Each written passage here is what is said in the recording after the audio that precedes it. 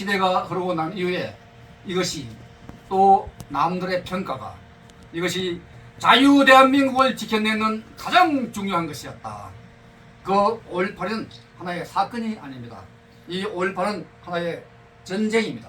5.18 제2의 6.25 전쟁입니다. 이런 전쟁에서 김일성이가 김대중과 함께 합작하여서 자유대한민국을 적화를 시켜버리겠다. 이런 하나의 야심에 의해서 한 사람은 자유대한민국을 적화시키겠다. 한 사람은 정치적인 야심이 서로 맞닥뜨려진 거예요. 이렇게 함으로 해가지고 이런 그 크나큰 역사가 일어났는데, 그래서 지금 현재 많은 사람들이 이 5.18 때 이 북한군을 갖다가 어떻게 알아냈냐, 북한 특수군을 어떻게 알아냈느냐, 이런 여러 가지 어떤 의문점과 또 어울려서 이 5.18 때 신동국 중위는 그 당시에 발포 명령권자가 아닌데 어떻게 발포 명령을 했느냐. 그래서 우리 여기에 중령, 중장 이런 사람들 많이 왔다가 중위가 신중위가 무슨 발포 명령권이 있어? 자네가 무슨 발포를 했단 말이야? 발포 명령을 했단 말이야? 그런 식의 이야기를 하는 사람들이 가끔 나옵니다. 하지만 지금은 그런 이야기 하는 사람이 없습니다. 초창기에는 많은 사람들이 자네가 어떻게 발포 명령권자도 아닌데 왜 발포 명령을 할 수 있는 이런 그러다 했느냐, 이런 식으로 이야기를 할 때가 많습니다. 그래서 오늘은 여러 가지 이 5.18에 대해서 이야기를 하면은 몇 시간을 이야기를 해야 하지만도 일단 핵심적인 걸 갖다가 이야기를 하고, 그리고 또 지금 시대적인 상황을 잠시 이야기를 하고자 합니다. 그래서 그 5.18 때 우리 5월 20일과 5월 21일 상황에 대해가지고 여러분들 궁금해할 때가 많습니다. 우리가 5월 20일에 정말로 저녁 때 택시 수백 대가 우리한테 공격을 가해왔습니다. 이 5월 20일 날 야간에 그 당시에 지금과 같이 이렇게 운전 라이센스가 많지 않았습니다. 이렇게 많지 않은 이때에 택시 수백 대가 또 기타 일부 들어가고, 우리가 서 있는 마지막 폐바선을 갖다가 점령을 하기 위해서 택시들이 진격을 해왔습니다. 그래서 그날 저와 우리 지대원과 중대원들, 지역대원들 정말 젖먹은 힘을 다해서 죽으면 죽으리라는 이런 신념으로서 다 그 오는 걸 막아냈습니다. 그 밤 새도록 저녁 때 7시, 8시부터 시작해가지고 밤 12시 그때까지도 줄기차게 밀고 왔습니다. 이렇게 밀고 나오고 난 후에 이렇게 그 택시로서 폐바선을 넘어서 전라남도 도청과 경찰청을 함락을 하겠다, 이렇게 해가지고 진격을 해오면서 우리가 그날에 정말로 저도 전무관님을 다해서 그 오는 그애한테서 진압봉으로서 막아냈습니다. 수십 대를 막아냈습니다. 그리고 막아내고 난 뒤에 그에 오는 운전병을 갖다가 운전수로 다 끄집어내고는 인계를 한 것입니다. 이렇게 인계를 하는 것이 한 50명은 넘습니다. 이렇게 해가지고 하는 머리에 저와 또 함께 했던 사람들이 이걸 막아낸 것입니다. 근데 이때 막아낼 때 무슨 일이 있었느냐, 지금 저기 군분교 그 일대에서는 우리에게 외부의 생각을 못하게 만들고는 그때 그 당시에 군분교는 어떤 일이 있었느냐, 그러니까 지금 광주의 톨게이트에서 CAC 사령부로 나가는 그 사이에 군분교 그 일대를 저놈들이 불도저로 다 땅을 파헤쳤습니다. 불도저로. 그러니까 우리에게는 택시로 공격을 하면서 완전히 다른데 신경을 못 쓰게 만들고는 그 일대를 땅을 다 파헤쳤습니다. 그 일대를 땅을 다 파헤치고 하기 때문에 그 다음날 어떤 일이 있었습니까? 그 다음날 아침 8시에 군분교 일대로 24단 선발대 요원들 차량, 집차 50여 대, 한 50대 정도가 왔습니다. 그 50대 정도가 왔는데 그 중에서 14대 연료대가 거기서 제압을 당하고 연료대가 거기 있는 300명들, 현재 300명들한테라고 이야기하자면 그 외의 주민들도 합세를 한 것입니다. 그래서 그 300명들이 몽둥이와 이걸 갖다가 지고 나가지고 총든 군인들 또 차량을 다 압수를 한 것입니다. 왜 24난에서는 총을 들고 있는데 한 명도 총을 권총 있고 기타 총도 있고 실탄도 있는데 한 명도 쏜 자가 없는 거예요. 정말 이상하다. 왜 그 이상 저기에게 본인을 해치려고 오는 자를 향해서 총을 쏴야 되는데 발사를 해야 되는데 발사를 아무도 한 자가 없어요. 아무도 한 자가 없고 그리고 차량이 나가다가 그 아스팔트를 갖다 다 파헤치고 울퉁불퉁한 길로 해가지고 어느 정도 나가니까 나갈 수 없는 상황에 이르렀기 때문에 거기서 멈추면서 거기서 저놈들이 저돌적으로 갑자기 오는 머리에 그놈들을 막아내지 못하고 다 총도 뺏기고 지도 뺏기고 어머까지 뺏겼어요. 어머. 그래서 지금 그날 24난에서 어머까지 뺏겼는데 우리나라에서 작전 시에 어머를 뺏기면은 어머 전체 전국에 어머를 교체를 해야 되는데 어머 교체를 안 했습니다. 그래가지고 그 이후의 모든 작전은 저놈들이 손바닥 위에서 무전 치면은 몰아서 부어로 해가지고 송부를 한다고 할지라도 통신병이 공부를 해도 다 어디서 어디로 이동하는 그런 상황을 다 알아내는 그런 상황이에요. 그래서 이놈들이 그때 차량을 14대를 갖다가 탈취를 하고 그러니까 21일 8시에 그러고 난 뒤에 아시아 자동차로 나가지고 나머지 차는 컴백을 시켰습니다. 나머지 차가 30몇 대가 있었는데 그놈 차들도 하나도 저항을 한 차가 없다. 정말 안타까운 현실이요. 지금 24난에서 오는 사람이 지금 최무선 대위가 증언을 하고 있는데 정말 그 사람들은 진짜 당당하게 이야기할 수 있는 자격이 있을까? 왜 그때 그 자리에서 발표를 해야 될 상황인데도 발표할 사람이 한 명도 없어. 이렇게 적이 나타났는데도 아무도 발표한 사람도 없고 그대로 차량도 뺏기고 총도 뺏기고 또 군복 뺏기고 어머까지 뺏기는 그런 넌센스. 근데 이렇게 했는데는 그 앞에 이미 서울에서 내려갈 때부터 사단장이야 모든 사람들이 이미 적과 내통을 했는 상황이에요. 그래가지고 그 내통의 최고 핵심 부위에 있는 사람이 누구냐? 여러분들 청주캐 알아요? 청주캐를 이끌고 나가는 이종찬이라는 사람이 그 당시에 전두환 바로 밑에 차수로 있으면서 모든 걸 자기가 좌지우지를 하면서 전두환 대통령한테는 그 당시는 대통령이 아니지.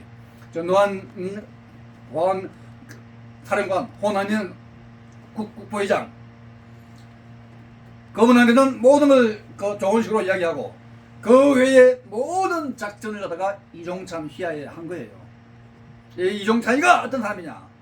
이종찬이가 김대중의 지시에 의해서 모든 걸 하면서 북한과 내통했는 가장 원흉이라. 그래서 이종찬이가 서울에서 보낼 적에도 이와 같은 정보사항을 갖다가 다들 지휘를 하고 CAC 사령부가 뭐냐? 광주에서 장교 육성하는데 OAC, OBC를 갖다가 육성하는 그 학교 전투교육사령부예요. 거기는 사령관이 서리스타입니다. 그런 서리스타가 있는 그 서리스타 소준열 이런 사람들 갖다가 그대로 컨트롤을 했는 사람이 이종찬이라. 그래서 그 정말 안타깝게도 이 이종찬을 윤석열 대통령이 아버지로 모시고 있는 사람이에요. 이 이종찬이가 5월 18일 날에 전국에 확대 비상계엄 선포가 일어났을 적에 삼김시를 잡아 넣을 적에 김대중을 서빙고로 잡아 넣는 셈치고 안가로 모신 거예요. 이종찬이가. 그래가지고 이 서민고로 모셔가지고 이종찬을 갖다가 오히려 밖에 있으면 위험하니까 서민고로 모셔가지고 그 서민고에서 작전 계획 김일성과 내통하게 하고 또 기타 이열설 이런 사람들하고 내통을 하도록 만들고 그런 작전을 하면서 이종찬 나름대로 북한에서 왔는 이열설 장군하고 또 나중에 추후에 왔는 문제심이하고 다 이런 북한의 총사령관 사령관 이런 사람들하고 내통을 하고 다 이 나라를 갖다가 완전히 삶아 먹으려고 잡아먹으려고 이렇게 한 것이었다. 그래서 이런 내용은 저기 책 속에는 안 나옵니다. 저기 이런 내용은 그래서 이런 내용은 제가 그때 그 당시는 인지를 못했습니다.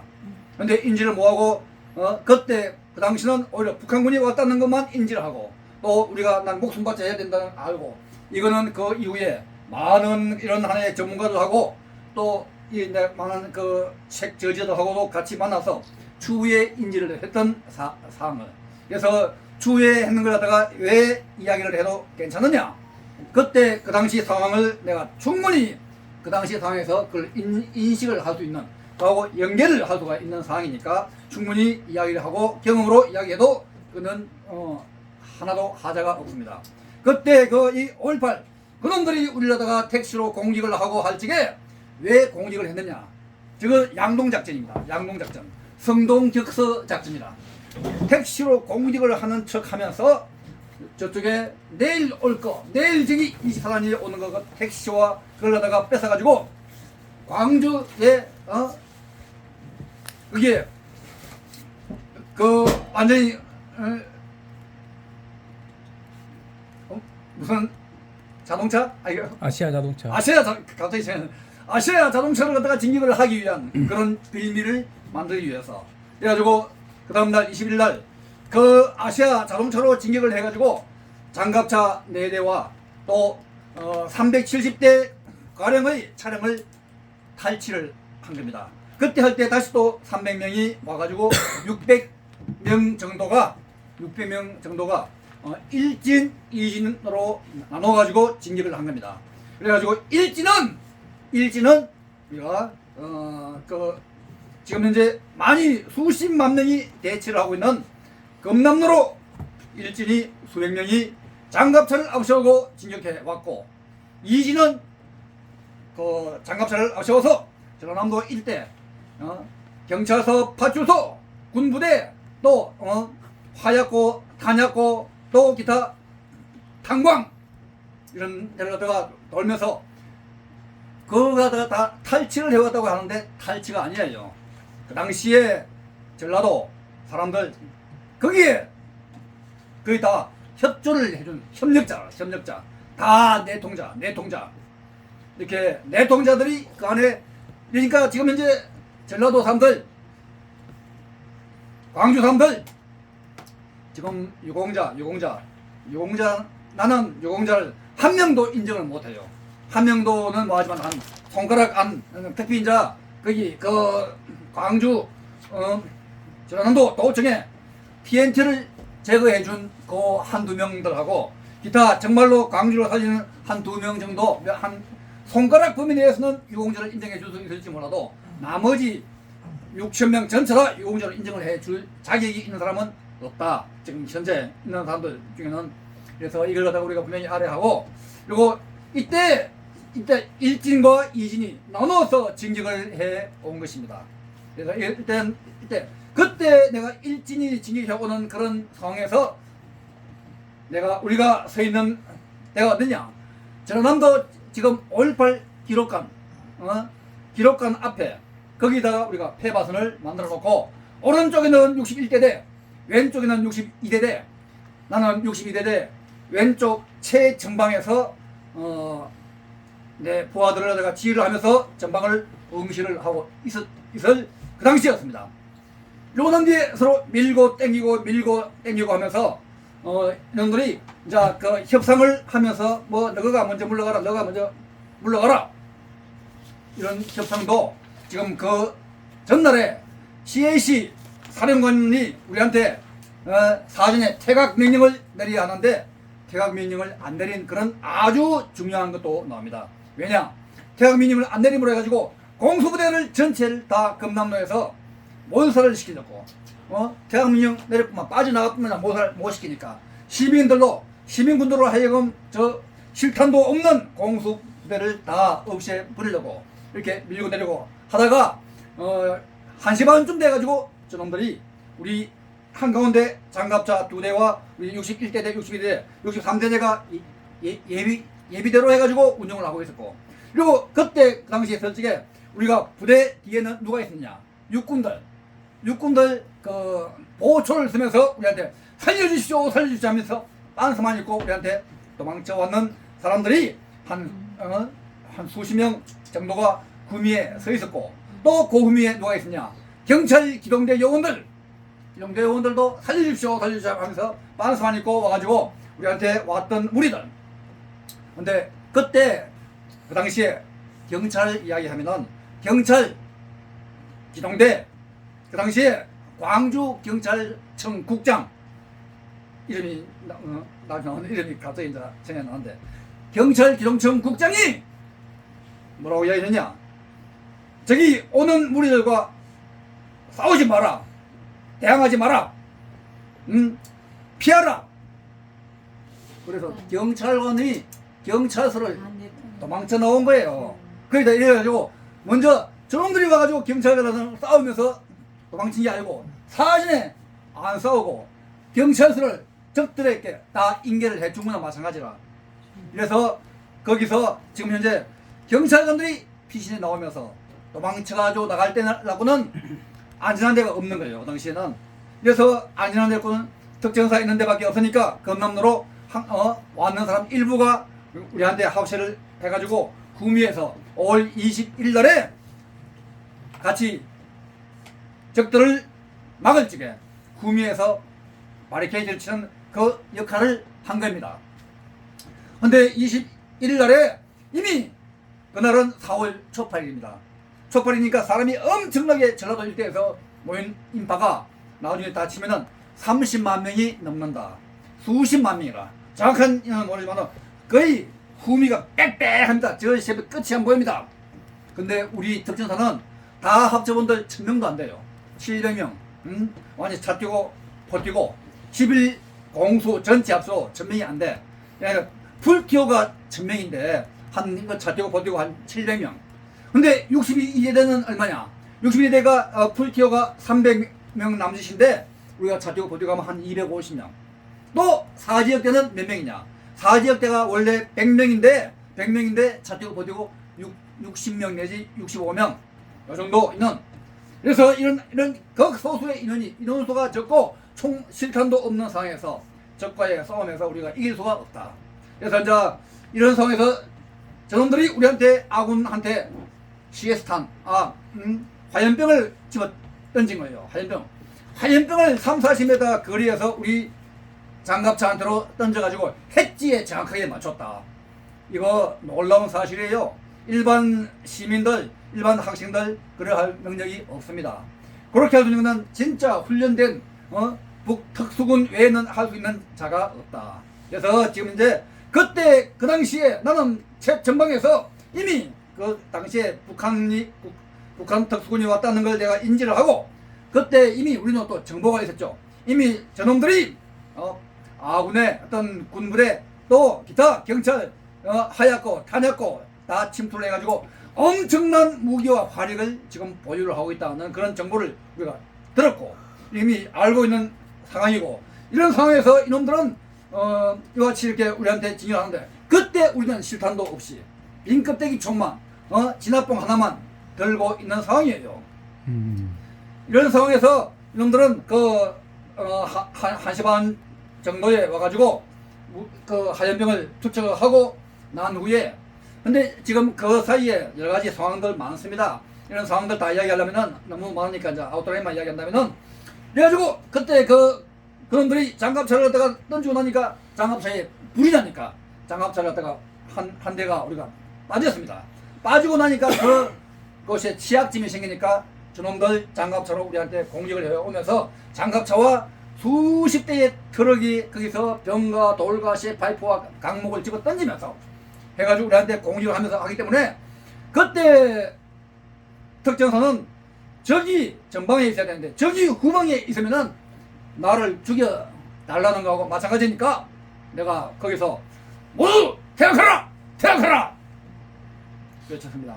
근데 그때 이미 내가 외치기 전에 이미 우리의 저지선은 무너졌습니다. 왜냐? 장갑차가 딱 와가지고 지나 가쁘고 돌병 던지니까 암만 특전사라도 우리 후미에서 장갑차 지나가면서 병돌 던지고 막 완전 피 맞아가지고 피투성인 사람들이 막 나오고 하니까 이미 그때 완전히 딱 서 있는 이런 부동자체가 허물어지고 난 뒤에 갑자기 물러서려 하는데 내가 대각하라!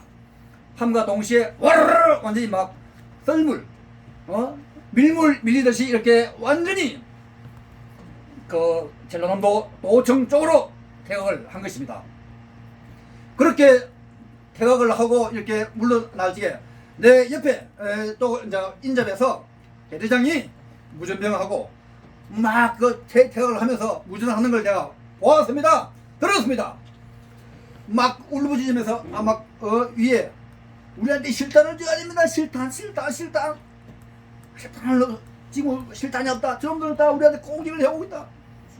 그런데 그걸 국방부에 했는지 사령부에 했는지 그건 내가 정확히 모르지만도 그렇게 외치다가 무전기를 탁 떠뜨리는 모습을 내가 보았어요. 힘없이 막 한숨 쉬면서 왜냐 정확한 목소리는 못 들리지만도 그 당시 상황은 뭐냐 실탄을 달라 지급하라 하는데도 위에서는 실탄 안돼 주지마 안돼 그렇게 계속적으로 나온 거예요. 실탄을 지급하지 말라 이렇게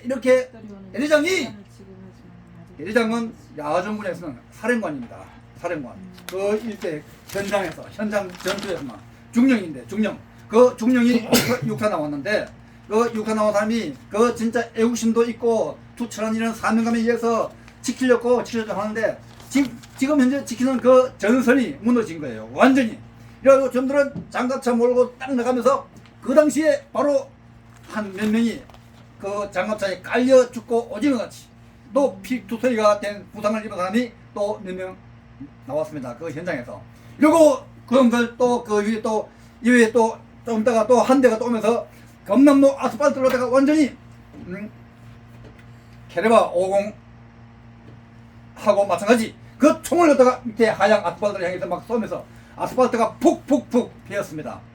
이런 현장. 그러니까 거기는 지금 현재 완전히 전장터입니다. 전장터. 총을 쏘고 하기면 물론 사람들한테 막부로 막 그 군인한테 총을 쏘는 거는 아직은 그 당시는 아니었지만도 완전히 이와 같이 막 완전히 막 진짜 위협 사격과 장갑차 오고 완전히 진격을 해오고 완전히 얼굴에 피도 새이고 엉망입니다. 근데 이제 어느 정도 물러서고 난 뒤에 내 밑에 하사관 한 명 얼굴에 엉망이라 피도성이 야 중사인데 오 중사 자네 얼굴이 엉망이야 하니까 예 이까지만도 아니 지대형님 얼굴 엉망입니다 이제 진짜 엉망이야 나는 괜찮아 하고 이놈들 네 얼굴이 피도성이야 하니까 이래가지고 내가 얼굴에다 땡기니까 피가 말라붙은 게 한 주먹 나왔습니다. 이래도 그때는 피가 나오는지 뭐가 나오는지 몰라요. 그저 목숨만 붙어 있으면은 그것이 최고입니다. 피가 나와가지고 피를 흘리고 피투성이가 되더라도 그러면은 아무것도 없다. 사느냐 죽느냐가 문제인 상황에서 피 흘리는 거 조금 흘리는 거 그거는 아무것도 아니다. 이런 상황에서 지금 현재 우리가 경남로 일대에서 분수대 가까이까지 물러났습니다. 그리고 물러나고 나니까 저기서 지금 현재 수십만 시민군들이 또 기타 그 하우식하면서 현수막과 또 북과 장구를 치면서 그 전두환 개새끼 찢어 죽여라 하는 거하고 김대중을 석방하라 하는 거하고 특전사 다 죽여버리라 하면서 막 이렇게 막 진격을 해오기 시작합니다. 또 김일성을 연호하면서 이러고 나니 딱 보면은 거기에 완전히 핵심적인 멤버가 확실하게 보입니다. 앞장서가지고 막 지휘를 하고 하는 그런 아주 최고 앞장서가지고 움직이는 이런 멤버들 이런 사람들 있고 이렇게 해가지고 우리가 그때 그 당시에 형무 방송이라고 하는 성무 방송을 하는데 방송을 해가지고 진격을 멈추시오, 진격을 멈추시오, 오는 거 멈추라. 말동풍 암만 외쳐도 그놈들은 다 특정받았다 죽여버려라 하면서 공격을 해옵니다. 이때 우리한테 실탄이 없는 상태에서 정말 우리는 실탄이 없으면 다 죽는다 하는 거 갖다가 내 밑에 모 하사관이 쫓아와가지고 지대장님 우리 실탄을 쥐어야 됩니다. 다 죽습니다. 안 그래도 내가 막 이야기 하려고 하고 있는데 그가 나에게 불을 붙여 준 거라. 그래서 내가 중대장 광주 출신 중대장한테 이야기 하려니까 중대장이 안 보여. 그래서 그 위에 상사 지역대장한테 밖으로 붙여가지고 지역대장님 우리한테 실탄을 주셔야 합니다. 지급해야 됩니다. 지급하지 다 우리 부대원들 다 죽습니다. 하고 막 외치니까 지역대장 한다는 이야기가 알아서 말만 하고 어떤 행동도 안 취합니다. 왜냐? 암만 실탄 달라고 해도 위에서 실탄을 지급을 못하게 한다. 그러니까 이야기 하나만 안 된다. 또 그렇다고 해가지고 안 된다고 할 수도 없고 그래 알아서만 이야기하길래 그래서 제가 막바로 여단 실탄 담당 하사관들한테 쫓아가가지고 야 이놈들 빨리 실탄을 지급하라. 지급하지 않는다면 우리 부대원들 다 죽는다. 그렇게 외치니까 한다는 이야기가 위에서 실탄 주지 말라고 해요. 위에서라니 위에서 가면 국방부나 기타 사령부에서 실탄을 다 지급을 하지 말라 이렇게 한 거예요. 이렇게 또 이래서 내가 함도 외치지 야 이놈들 실탄 안 주면은 우리 부대원이 주는 건 물론이고 너희 놈들도 살아남지 못한다.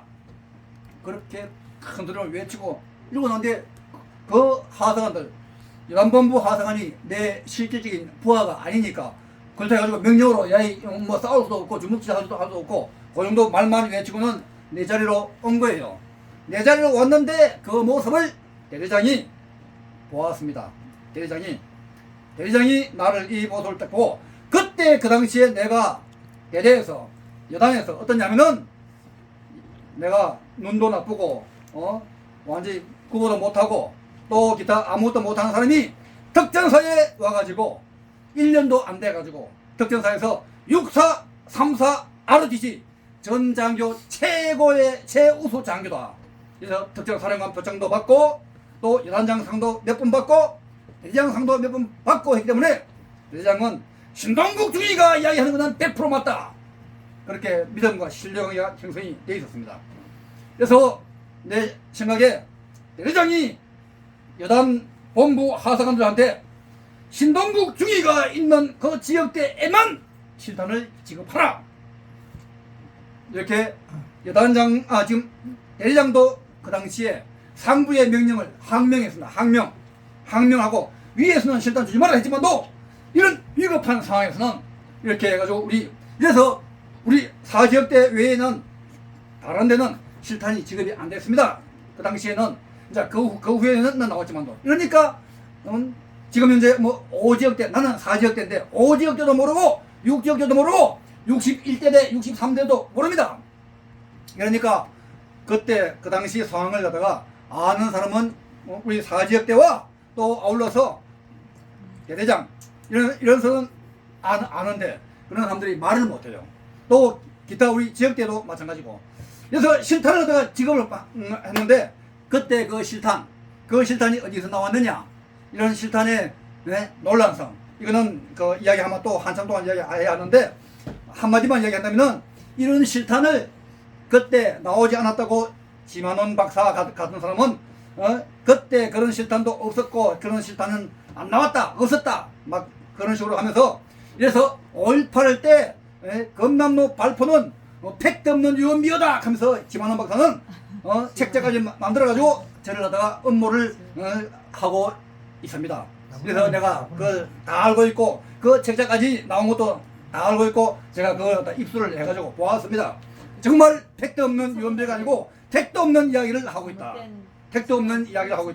그리고 이제 그때 그 당시 상황에 한테 해가지고 실탄 나온 거 이런 거는 내가 추후에 이야기를 하도록 하고 일단 이래도 실탄을 갖다가 받아서 우리가 4지역대가 지역대장 저의 인솔 하러 나간 것이 아닙니다. 지역대장 소령입니다. 소령 3사 출신 3사 출신 소령의 지휘하에서 우리가 옆에 수협빌딩으로 우리가 그 안에 수협빌딩 지금 현재 그때 그 당시 상황도 머리에 생생합니다. 근데 수협빌딩 해가지고 옥상으로 올라갔습니다. 그래가지고 수협빌딩의 옥상에 올라가니까 하사관들하고 사병들은 전체가 다 각자의 포지션에서 적을 향해서 발포를 하기 위해서 준비를 하고 있었습니다. 저도 이제 사격을 하려고 하는데 근데 발포 명령하는 사람이 없어. 좀 한참 있다 봐도 내 위에 상관이 한 명도 안 보여. 또 장교들도 안 보여. 이거 어디 갔지? 장교라고는 내가 보기는 나밖에 없어. 그러니까 알고 보니까 지역대장이 피하고 지역대장이 피하니까 중대장도 피해버리고 중대장이 피하니까 나 외에 나머지 인적 지대장도 다 피한 거예요. 그러니까 신동국은 저 이야기해도 저는 뭐 뚝배기같이 말도 안 듣고 자기 뜻대로 하는 사람이니까 아예 나한테는 이야기를 안 하는 거야. 저한테 이야기하면 오히려 시끄러우니까 나머지 딱 다 피해버리고 나 혼자만 지금 현재 장교로는 남아있고 하사관 사병들은 각자 쏠려가고 있는데 근데 우리 특전사 하사관들 사병들 밥만 먹고 총만 쏘고 하기 때문에 명사수가 많습니다. 백발백중의 명사수입니다. 저는 눈도 나쁘고 하기 때문에 잘 못 쏘지만도 우리 하사관들은 총 쏘는 거 귀신입니다. 잘 쏩니다. 또 사병들도 마찬가지 밥만 먹고 구호하고 뭐 총 쏘고 태권도 훈련 받고 소재 증장 훈련 받고 하기 때문에 훈련이 잘 되어 있습니다. 근데 이렇게 잘 되고 0점도 잘 잡힌 이런 총으로서 한데 그렇지만도 발포 명령 없이는 절대로 총을 안 쏩니다. 함부로 총을 잘 쏘는 사람 우리가 운동도 태권도 잘하고 사범이고 뭐 식단역 이런 사람들은 함부로 남 안 때립니다. 왜냐 한 방 때리면 상대가 고마 내가 한 방 맞더라도 상대를 안 때려요. 왜냐 내가 몇 방 맞아도 내가 한 방 때려뿐만 상대는 죽어보니까 급소로 해가지고 때려뿐만 죽으니까 어제까지 맞고 한두 방 맞아도 조심해! 하고는 말이야. 그렇게 이야기하고 그걸 이제 요놈이 나쁘게 나올 때는 한 방 때려뿐만 그 다음 그 자리에서 적사입니다. 적사. 그래가지고 적사를 하더라도 정당 방위는 무죄다. 저놈이 나에게 먼저 공격을 해왔으니까 내가 한 거는 그거는 무죄입니다. 그래서 이와 같이 이런 상황에서 이렇게 상대 적들이 지금 현재 공격을 하고 있는 이런 상황에서 지금 현재 우리가 그때 제가 아까 사도 바울과 마찬가지로 이런 상황에서 어떻게 할 것이 이거 완전히 저놈들 향해서 발포 명령을 해야 되는데 그런데 내가 발포권자가 아니거든요. 내가 발포 명령 내 위에 상관이 있는데 함부로 내가 또 나서가지고 쏴라 어떻게 하라 그렇게 발포할 이런 명령이 권자가 아니다고. 아닌데 그때 할 수 있는 거는 뭐냐 자연스럽게 기도가 나왔습니다. 기도 아주 통질하고 애절한 기도로 주여 어찌하오리까 이를 어찌하오리까 완전 막 동해에 눈물을 흘리면서 막 기도를 불과 20초 30초 정도 딱 하고 나니까 갑자기 철모가 진동했습니다. 철모가 진동 이 철모가 진동하더니만도 하늘의 음성이 들려온 거예요. 하늘의 음성 아주 목소리가 장엄하고 굵직한 목소리가 아직도 싱싱합니다. 너가 나서라 이런 목소리가 들려왔습니다. 하늘의 음성. 이게 무슨 소리야? 내가 이거 약간 우중충하고 있는데 이게 무슨 소리야? 이렇게 하고 있는데 갑자기 또 한 5초 10초 정도 있다가 적극적으로 나서라 바로 나서라.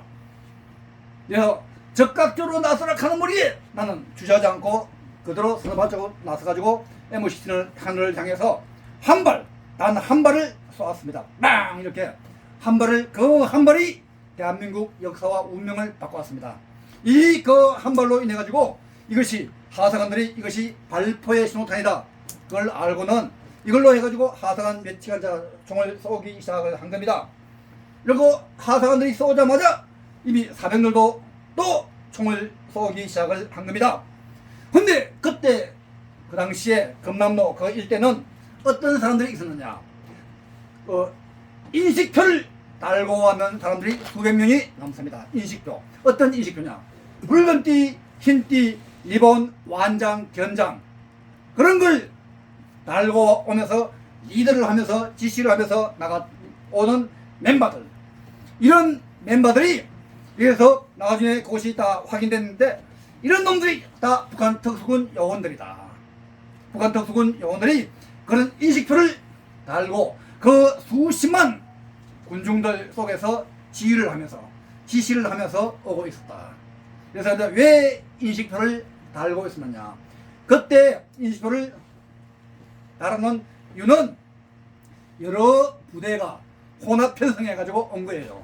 그러니까 우레 3여단, 특수 8군단, 534군 부대 등등 여러 부대들이 혼합 편성해 가 오니까 여기 빨간 띠는 어디고 하얀 띠는 어느 부대 소속이고 이래가 또 저끼리 서로 간에 신호를 알고 저끼리 이제 한편이라는 걸 알게 하기 위해서 인식표를 달고 온 거예요.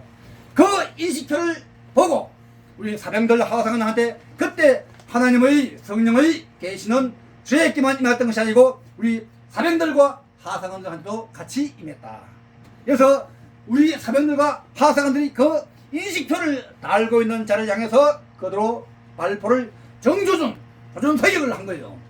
많은 사람들은 그냥 내 살기 위해서 브락브락 자동으로 갈긴 것이 아니냐, 천만에이션 그런 것이 아닙니다. 우리가 한 거는 이것은 그저 나만 살렸고 자위권 행사만 한 것이 아니다. 자위권 행사는 물론이지만도 또 국가 수호적인 차원에서 정의의 차원에서 했는 지극히 정당한 발표였다 당시에. 그래서 나는 항상 그 이야기하고, 그리고 이 발표를 그 당시에는 어쩔 수 없이 한 것이지만도 이로 인해서 광주에 수십만의 피해자가 날 걸 막아냈습니다.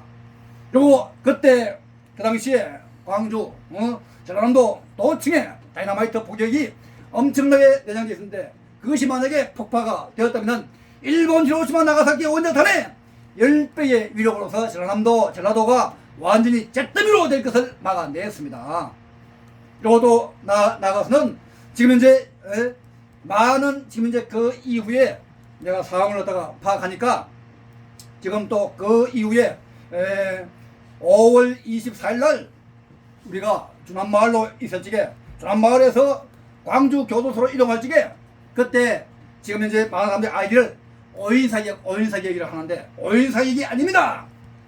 계획된 발포 명령 작전에 의해서 저놈들이 우리 그때 저 400명 정도가 죽은 걸 보복하기 위해서 보복작전을 편 겁니다.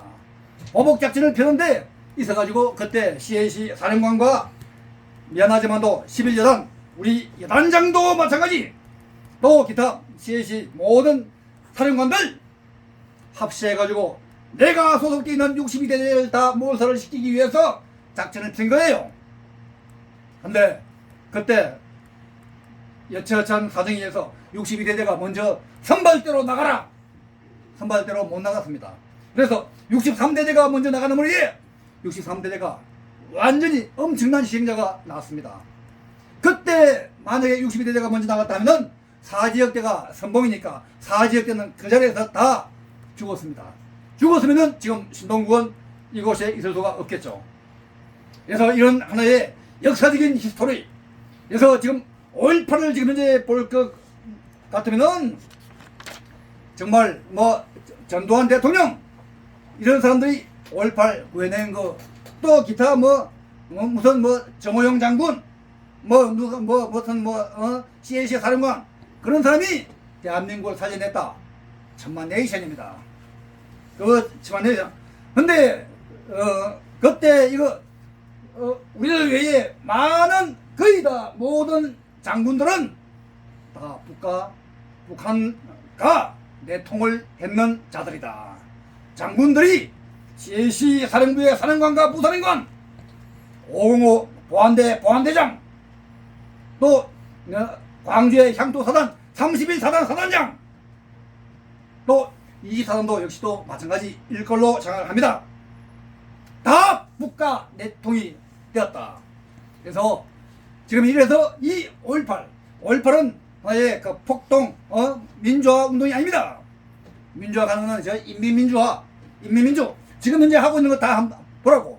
자유민주주의를 위해서 하고 있느냐, 인민민주주의를 지금 하고 있는 이런 지금 상황에서 그래서 이와 같은 이런 상황을 우리가 똑바르게 인식을 하지 않으면 안 된다. 그리고 그때 이와 같이 황소같이 이렇게 싸우고 적을 수백 명을 괴멸시킨 이런 사람이 있었기 때문에 김일성이가 이야 이거 600명 중에서 400여 명이 그 자리에서 괴멸됐다. 그 전만 하더라도 성성장구 하다가 갑자기 김일성이가 최고 아끼는 무장 간첩보다 더 아끼는 그런 용사가 400여 명이나 그 자리에서 괴멸돼 버렸다. 김일성이가 손들었어요. 김일성이가 아이고 우리 지금 내 남조선을 하다가 그때 만약에 400명이 괴멸이 안 됐다면은 그 사람들이 광주 교도소 침투해가지고 성공했습니다. 근데 폐잔병, 부상병만으로 해가지고 공격을 해가지고 그놈들 성공을 합니까? 근데 이런 상황을 갖다가 우리 김한남 박사는 계속적으로 광주 교도소에서 사람들이 많이 저 북한군이 수백 명이 죽었다. 그런 걸 갖다가 이야기하면서 그 뭐 설탕 고지에서 죽었다. 그 전혀 근거 없습니다. 근거 없는 말을 계속적으로 저거 진실을 이야기하려면 이야기 못하게 막고 내가 만나서 악수하려고 하면 악수도 안 하고 피해 뿌리고 그래서 나는 김한남 박사가 문제뿌래 정강훈 목사가 뭐 1,000만 원 지가 받았다. 뭐 그 정강 목사가 이 뭐 옹졸하다. 1,000만 원이 뭐야? 내가 뭐 조금만 해도 말이야 그 이상 받는데 김한남 박사는 자기가 오락해가지고 내가 올라와가지고 커피 한 잔 주고는 전심 같이 먹으러 나가자. 전심도 안 먹고 나를 쫓아낸 사람이요. 인간적으로 김한남 박사는 인간적으로는 못한 사람이라. 나는 그 인간적으로는 정말 참 그 연구를 하는 거는 인정을 하지만도 인간적으로는 정말로 그 매너가 모든 것이 이것이 진짜 참 인정을 해주고 신뢰하기가 어렵다.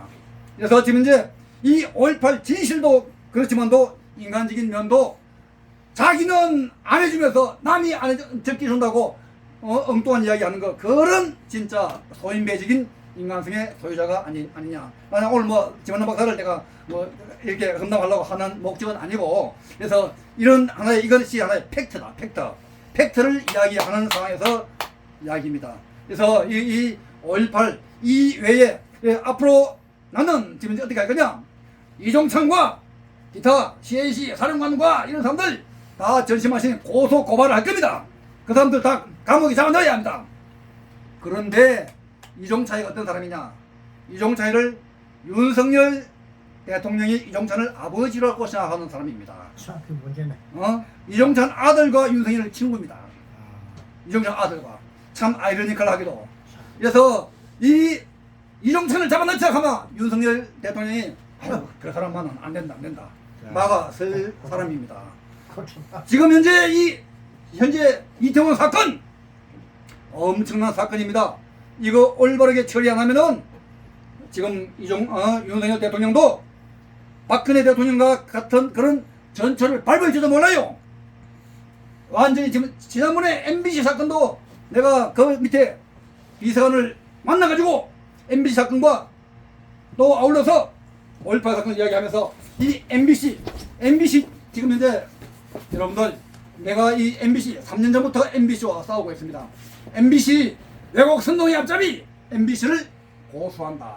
그래가지고 MBC 사장과 또 PD 수첩 이런 거 다 이렇게 해가지고 하고 있고 이외에도 많습니다. 여기에 그 왕영건 목사 이름도 나옵니다.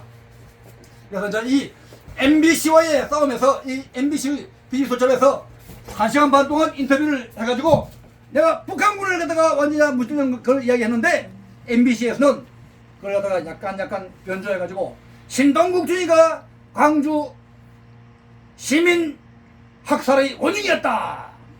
그런 식으로 보도를 한 거예요. 그렇게 MBC에서 나오니까 일반 언론 신문에서는 MBC가 가니까 저것도 막 따라서 막 내 사진 찍고 막 해가지고 보도를 한 거예요. 이러고 난 뒤에 광주의 5.18 단체에서는 내가 대구에 뭐 아파트에 살고 있을 적에 아파트가 아니고 빌라에 있을 적에 사람들이 나를 죽이기 위해서 335로 엄청나게 많이 몰려왔습니다. 죽이려고 살인 청부업자를 시켜가지고 완전히 죽여 없어졌고. 근데 이래서 처음에는 내가 경찰에 신고를 안 하려고 하다가 경찰에 신고를 안 할 수가 없었어요. 지금은 경찰에 신고하면 좌파가 너무 많아가지고 하나만 합니다. 근데 그때 그 당시에 한 6년, 한 5년 전, 6년 전, 그 당시는 그래도 지금만큼은 안 됐습니다. 경찰서장이고 뭐고 다 우파에서 있었고, 또 중간중간 책임자가 거의 다 우파, 대구에서는 이런 사람이 있었기 때문에 내가 신고하자마자 나를 갖다가 그 완전히 보호 영순위 최고의 그 높은 순위로 해가지고 오면은 완전히 이러고 난 뒤에 집에 CCTV를 설치하고 스마트워치를 갖다가 주면서 스마트워치를 눌리면 3분 내에 경찰관들 15명이 출동을 딱 합니다. 이러니까 몇 분 이렇게 하고 나니까 저놈들이 아야 이거 우리 칼로 났다, 더 이상 더 안 되겠다, 뭐 하겠다, 어렵다, 그걸 알고는 이렇게 좀 약간 잠잠하다가 한 달 정도 지나고 나니까 아예 없어. 아예 없는 걸 확인하니까 거기서 이야기가 북에서 지령이 와가지고 신동국을 죽이면은 안 된다. 전두환과 싸워야 되는데 신동국이가 죽어버리면 전두환 대통령이 해방됐구만. 너 싸울 상대가 없잖아. 신동국 그 당시 중이하고 너 광주 수시만 하고 싸웠다. 이렇게 하면은 그 모양새가 나지 않으니까 그걸 죽이지 말라. 북에서 지령이 오자마자 그 완전히 해체, 죽이지 말라, 이렇게 나온 거예요. 그래서 이거 제가 5.18 책을 갖다가 여기 있는데 그 5.18 책을 쓸 적에도 우리 덕전사와 ROTC를 저를 죽이려고 참 많은 모함과 가전 고생, 저놈들이 왜 나를 갖다가 죽이려고 하느냐.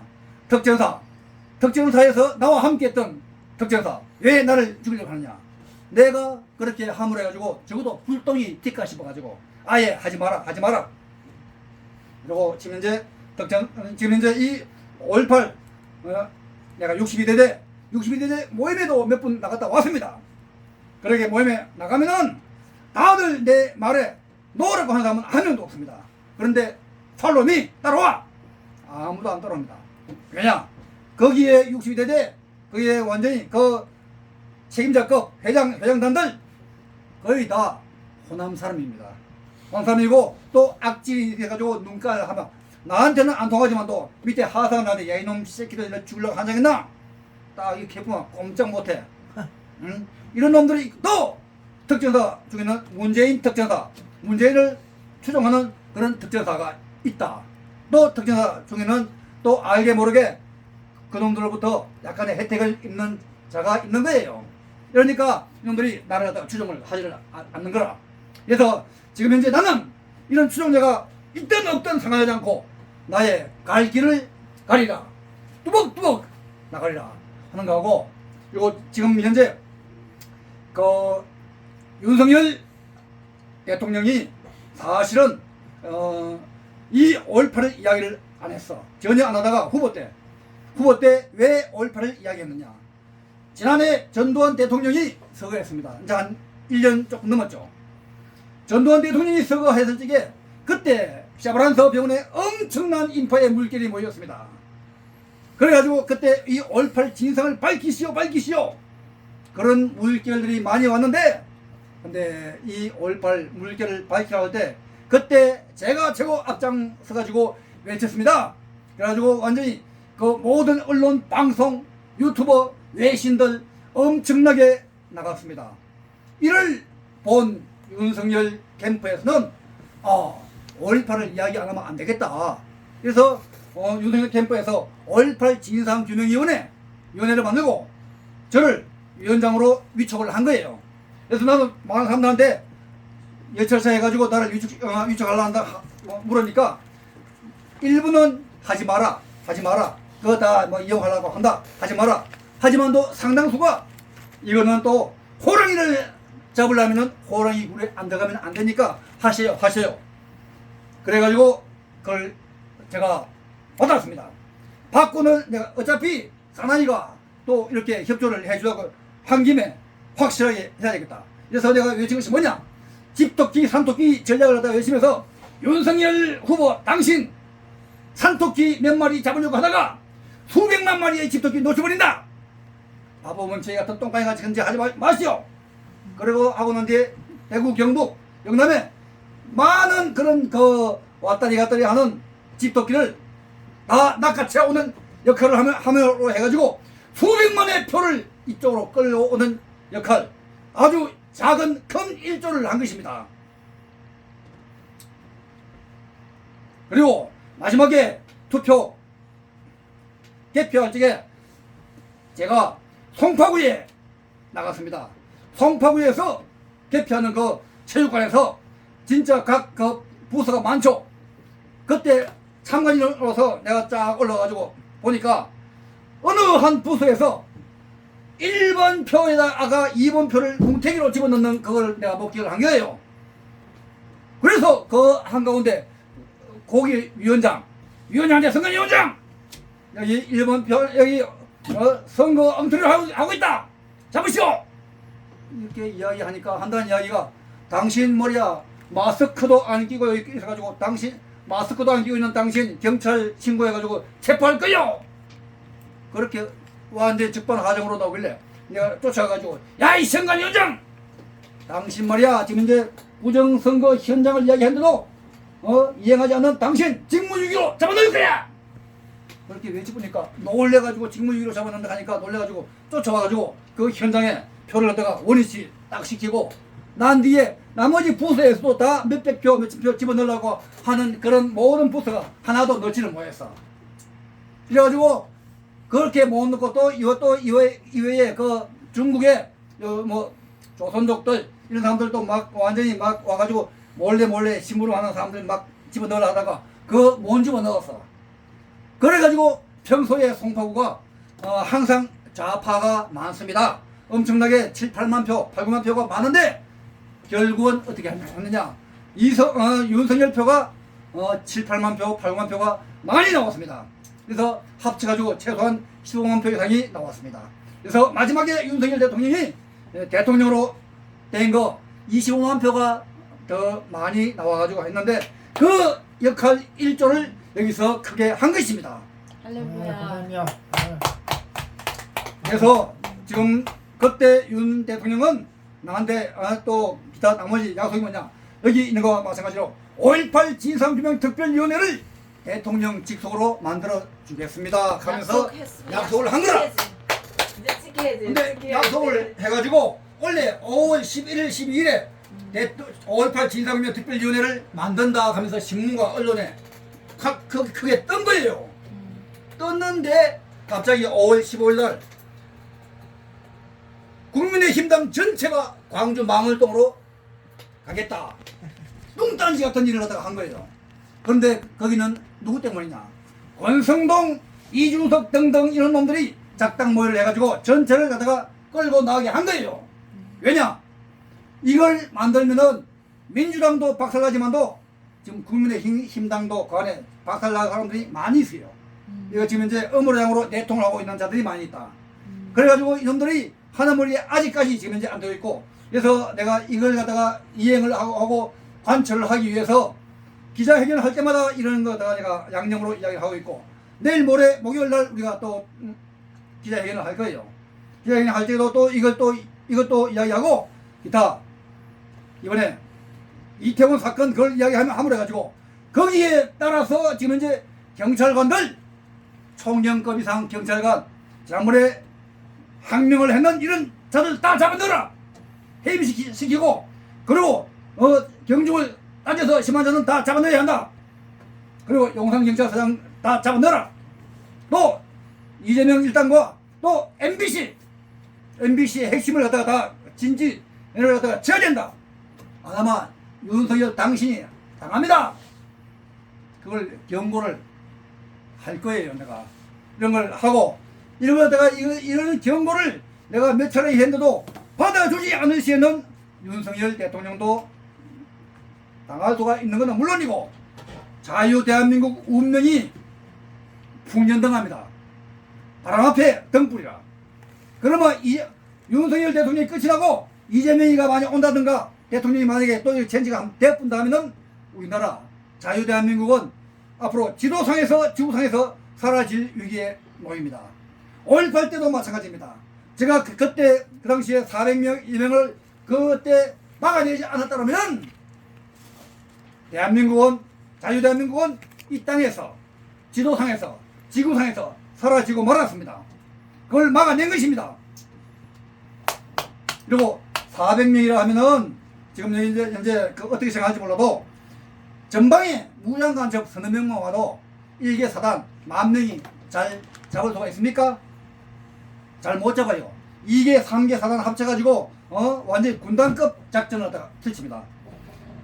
김신조 일당 31명이 왔을 때 우리나라 전군의 비상이 걸렸습니다. 그래가지고 잡아냈습니다. 만약에 400명이라면 대한민국 100개 사단 100만 대군이 덤벼도 잘 못 잡는 그런 규모입니다. 그런 규모니까 진짜 6.25를 능가하는 규모를 우리가 예방적으로 막아냈으니까 더 크게 확산이 안 됐으니까 이와 같이 하면 됐지. 지금 이제 보통 사람들은 이 5.18의 어떤 중요성을 잘 인지를 못하고 있다.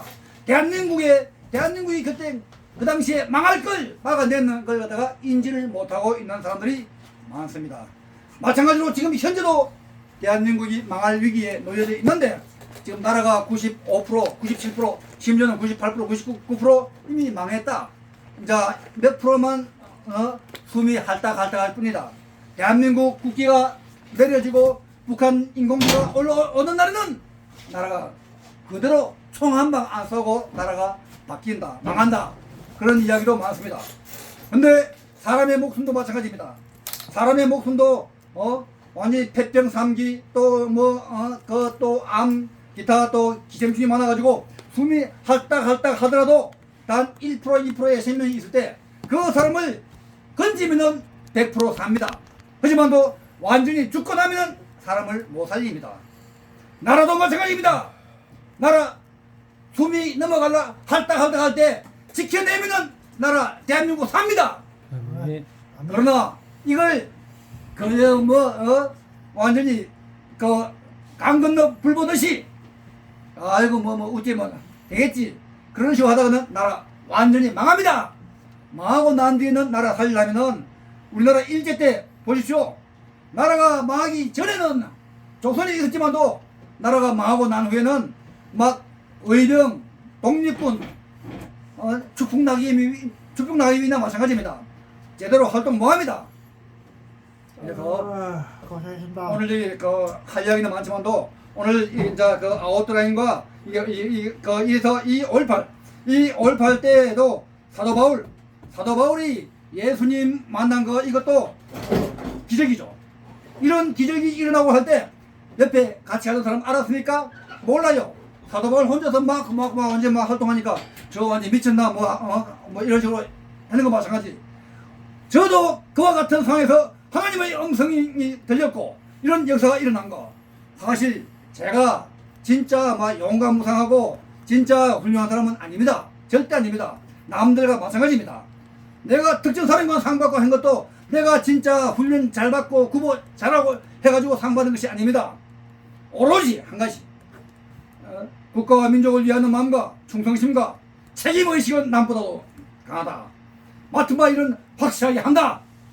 그런 몇 가지 정신. 그러니까 황소같이 뚜벅뚜벅 남이야 뭐라 하든지 욕하든지 말든지 정의의 길로 나가는 것 그거밖에는 없습니다. 그러니까 그저 내 혼자만 살았고 그를 알랑발랑 묶이는 그런 사람은 절대 아닙니다. 내가 죽더라도 이 나라를 지켜야 된다. 살려야 된다. 그런 마음가짐 그런 정신이 있어야 자유대한민국을 지켜나갈 수가 있습니다. 고생하셨습니다. 오늘 모인 사람들 처음으로 오신 분들 오늘 아웃라인만 이렇게 이야기를 했는데 앞으로 세부적인 이야기는 여러분들 혹시 만약에 지역에서 초청하면은 제가 시간과 여건이 허용되면은 시간을 갖다 쪼여내가지고 하면은 할 수 있을 이런 찬스가 날 걸로 믿고 오늘 이야기를 모두 마치겠습니다. 아멘. 고생하셨습니다. 아멘. 그 목요일날 조금 전에 말씀한 거 하산 말씀한 거 그 꼭 가서 그래 하이소 그래. 그거는 한 시간 이야기하면은 자, 나 유튜브는 아무도 안 봐요. 네? 목요일날 기자회견 할 때는 어. 10분 안팎으로 맞지 않나요? 목요일 또 행사 있네요. 15분이나 많은 분들 한 15분 좀 오래 해야지. 너무 이렇게 다음에 먹겠습니다. 아, 예. 수고했습니다. 할렐루야. 네. 아니 10분 15분 해야 됩니까? 다 뭐 또 알아야지 그 내용을. 조금 더 하면 더 좋은데 지금. 오늘까지 하셔야지. 예. 근데 그 총 쏘을 때 옥상에서 올라서 쏘았습니까? 어디 밑에 옥상에서. 옥상에서. 옥상에서 우리는 밑으로 해가지고 저놈들은 밑에서 울러 막 돌기가 하는데 옥상에서 쏘았구나. 저놈들은 그때 MO나 카비는 0점이 안 잡혀 있었어. 아, 그러니까 총 쏴도 올게 잘 안 맞아요. 그리고 위에서 쏘게 막 직선으로 뭐. 그러니까 위에서 쏘기 때문에 또 훈련된 사람이 아. 0점을 다 잡혀 있는 상황에서 총을 쏘기 때문에 그러니까. 정확하게 딱 한 발로 한 사람 아멘. 이상을 정확하게 맞춘 거예요. 그리고 이제 그 총을 실탄을 없었을 때 실탄 그 누가 더 대대적이 좋습니까? 실탄. 아, 실탄 나온 거는 그거는 또 그 아. 약간의 그 비하인드 스토리가 그 나옵니다. 상장 받았겠네 그건 큰상 받았겠네요. 제가요 아니 그분 말입니다. 실탄 없었을 때 실탄 공급한 사람 공급한 상 사람. 받았냐 물어보잖아. 지세상. 비하인드 아니요, 스토리인데. 아니요. 예? 그때 이거는 지금 이제 군사 일지에도 안 나오고 국방부도 모르고 우리 특전사도 잘 모르고 지금 현재 그 미국 CIA도 잘 몰라요. 그렇죠. 그래서 이런 상황이니까 이제까지 이러니까 제가 선포를 하고 이야기를 하더라도 잘 전파가 안 되는 이유예요. 그러니까 왜냐 지금 제가 지난주에 5.18 진상규명조사위원회에 5.18 민주화운동 거기에 나와가지고 4시간 동안 조사 또 내가 알리고 왔습니다. 4시간 동안. 그때 우리 사무실에 사무총장하고 또 여성위원장하고 이렇게 함께 나가가지고 이야기했는데 저놈들이 오라고 해가지고 나간 것이 아니고 내가 나가겠다. 그때 그 윤석열 대통령 비서관을 만나고 난 이후에 이러고 난데 내가 국방부에다가 전화를 하면서 5.18 담당 부서가 어디냐 이렇게 이야기하니까 국방부에는 없어. 아하. 없고 저기 5.18 진상규명조사위원회 그거예요. 그래서 지금 이제 국방부 장관이 5.18 진상규명조사위원회 위원장의 말에 꼼짝을 못해. 저놈들이 국방부의 통제를 받아야 되는데 국방부 장관이 그 밑에서 완전히 지금 이제 하니까 말을 못하고 완전 개편해. 완전히 이래서 우리나라 국방이 지금 이제 빵꾸 난 거고 국방부 장관이 이 모양이니까 지금 현재 4성 장군, 3성 장군 다 별은 많아도 똥별이라. 국방부 장관이 현재 안 바뀌었습니까? 윤석열 대통령 와가지고 바뀌었지. 소문이. 바뀌었는데 그 사람이 누구냐? 강주 5.18 진상규명위원회 거기 조사위원회 부위원장 하던 사람이 와 있고 그 위에 또 위원장 송선태라고 있어요. 송선태 이런 사람은 어떤 사람이냐? 5.18 때 시민군 완전히 폭동 우두머리 어저께 저기 국회에서 완전히 뭐 진짜 유공자 뭐 가짜 유공자 합니다 해가지고 밝힌 거 그거 가지고 지금 우리나라 유튜버들 막 진짜 유공자 나왔다는 식으로 이야기하고 있는데 진짜 유공자가 아니라 그놈들 다 총살감이요. 총살감을 그 뭐야 광주 진상 그 하는 그거 규명하는데 거기다 갖다가 부위원장인가 국방부에 세워놓은 거예요. 지금 개판이다 그러니까 개판. 말이 안 되지. 그래서 간첩이지 뭐. 지금 현재 우리나라는 다 간첩들 천국이요.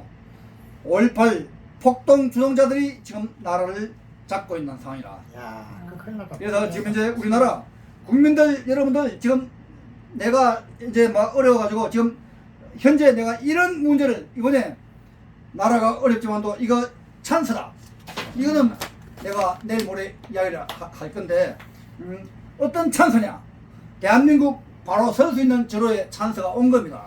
그러니까 지금 저기 이태원 사건 저놈들 미수에 그친 거예요. 완전히 윤석열을 갖다가 완전히 저기 권좌에서 몰아내려고 했는 작전이라. 실패한 작전이라. 실패한 작전인데 근데 저놈들은 실패를 하고도 끈질기게 물고 늘어지고 있거든. 지금 이재명이하고 완전히 뭐 국정조사를 해야 된다. 거기에 말려들면은 윤석열도 코너에 몰리면서 대한민국은 어려운 길로 나가고 맙니다. 지금 현재 이 자유대한민국을 지키게 하기 위해 가지고는 저걸 엄물에 취하는 그런 작전이 필요한데 그걸 못하면은 대한민국은 또 시련과 역경의 울다리를 지나가지 않을 수가 없는 상황이다. 왜? 맞아요. 그래서 이걸 막기 위해서 내가 이제 내일 모레 외치면서 지금 현재 이 5.18 뭐 이까지 많은 사람 나와가지고 잘 외치는 사람이 5.18 가짜 용자 명단 까까까 명단 까는 것이 문제가 아닙니다. 전화 한번 한다는 거 어렵니다. 5.18 전체 그 전체 완전히 5.18 특별법, 5.18 처벌법, 5.18 보상법 전체를 위헌이다. 위헌 소송을 하는 걸 지금 진행을 하고 있습니다. 아멘. 근데 그 위헌 소송하는데 내가 지금 변호사비가 2억이 필요합니다. 2억. 근데 이 지금은 현재 내가 없어. 그런데 이 2억을 모으려 해도 사람들 누가 2억 쾌척하는 사람들 누가 잘 나옵니까? 2억 없으면 내가 나 홀로 재판할 수 있다 하면은 나 혼자서 하겠는데 변호사 없이는 안 된다. 이렇게 나오기 때문에 2억이 없으면 변론을 내가 또 이걸 지금 현재 저놈들과 싸우지를 못해. 그래서 2억을 마련해야 되는데 근데 저놈들은 2억이 아니고 20억이 아니고 200억이 아니고 2천억이 아니고 2조가 아니고 1년에 300조씩이나 엉터리 저 유공자는 다 맞아요, 빠져나오고 있는 상황입니다. 그렇게 엄청난 돈인데 제가 만약에 시답인데 내가 만약에 좌파에 이런 행동을 했다 하면 저한테는 이미 수백억이 나한테 왔습니다. 그런데 우파는 이렇게 지원을 해주는 사람이 눈 닦고 봐도 많은 목사님들 왔다가 나오고 하지만도 나가면 한다는 이야기가 아유 고맙습니다. 그래. 기도할게요. 끝이야. 근데 아니 형님 그저 정광희 목사님한테 어때 좀 협조 구해보지. 그래서 누가 정강 목사 뭐 이야기 하나 있는데 예, 그 가면 2억은 뭐 줄깁니다. 그. 정강 목사는 마음만 먹으면 2억이 아니고 10억도 네. 뭐 또한 50억 아니 정도 혼자 직접 안 통하면은 성산이 정광희 목사하고 이 중간에 아는 사람이 있으니까 그분하고 통해가 그래갖고 좀 이야기해보자. 그래갖고 돈 있어야 돈가 하면 2억은 사실은 2억 3억 이거는 지금 오늘날 저놈들 수백 조를 쓰는 마당에 2억 가지고 나라를 살리는데 역할을 하는데 2억을 진짜 없어가지고 활동 못한다. 그거 완전히 웃어라. 나라 살리는 그런 2억 역할. 갖고 모지래. 2억이 아니고 20억, 200억이라도 뭔가 말을 해야 2억 하는데 갖고 모지래. 모질해죠. 그럼요. 그러니까 한 10억, 한 50억 누가 한 자기가 이야기하면 한 10억이나 50억 정도 확보를 할 수가 있을지도 모릅니다.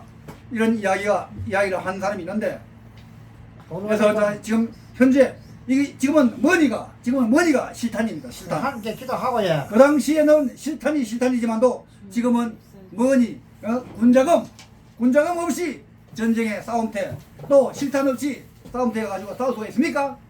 지금은 군자금이 실탄이라. 군자금 없이 실탄 없이 싸움터에 싸움을 이기지를 못한다. 그래서 이런 걸 갖다가 여러분한테 여러분들 정말 기도하면서 내 한 2억이 아니라 그 이제 앞으로 한 최소한 한 10억 정도를 일단 확보를 하면은 그치. 그 정도만 하면은 우리 진짜 조직을 강화를 시킨과 동시에 이 나라에서 대한민국의 가장 자유우파의 그 지킴이 역할을 할 거예요. 최후의 보루라. 최후의 보루. 그 역할을 갖다가 하지 않으면 안 된다. 돈 많이 하도록 어디 연구 좀 해야 됩니다. 돈이 있어야 뭐 활동하지. 이상 제 이야기를 마치겠는데 고생했습니다. 예. 또 한 질문 있으면 마지막 한 명만 질문을 받고 없으면 끝내겠습니다. 그 쉽게 말해서 설명하고 이럴 때 조금 이제 일반 사람들이 이해하기 힘든 게 아니라 그 아까 쭉 하다가 어라고 했잖아요. 아 비밀 무스 그 부분이 보통 사람들은 조금 이해 못할 수도 있을 거예요. 어머가 이제 그 예를 들면은 내가 뭐 이렇게 예를 들면 어머가 그거죠. 이렇게 숫자로 372라고 하잖아요. 뭐 372는 미연. 뭐 276 하면은 그 숫자를 대면은 글자가 만들어지는 거예요. 제가 정보장님 그 어머를 매일 맞았거든요. 그걸 변명이 있으면 네. 아시는 분이 한두 살밖에 그 이야기 하시는 거죠. 어머 그죠. 숫자. 그러니까 목사님, 음. 그저 정광희 목사님이 애국 운동하고 있거든 제가 현재. 마무리할게요. 그 같이 협조를 해갖고 좀 어떻게 의논을 해봤자 같은 목사님께. 예. 네. 근데 잠깐만요, 목사님. 그 정원 목사 이야기하는 거는 아, 그 제가 이야기하기 앞서 가지고 여러분들이 알아서 이야기를 해 주고 난 후에